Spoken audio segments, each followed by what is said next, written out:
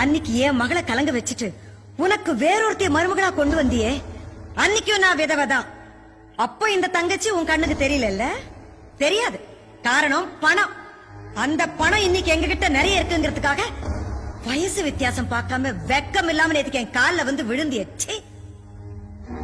சரி, தங்கச்சி தான் அன்னைக்கு ஞாபகம் இல்ல. என் புருஷன் ஞாபகம் இருந்துச்சா? இந்த ஊர் ஜனங்க முன்னாடி அவர் கொடுத்த வாக்குறுதி ஞாபகம் இருந்துச்சா?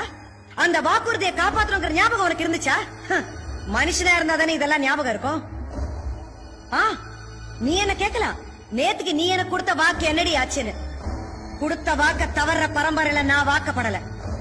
வாழ்க்கை பூரா கொடுத்த வாக்க காப்பாத்தணும் நினைக்கிறதுதான் என் குடும்பம். நேத்துக்கு நான் உனக்கு வாக்கு கொடுத்தேன், உன் வீட்டுக்கு நிச்சயம் பண்ண வரேன்னு, உன் பொண்ண நிச்சயம் பண்ண வரேன்னு இல்ல.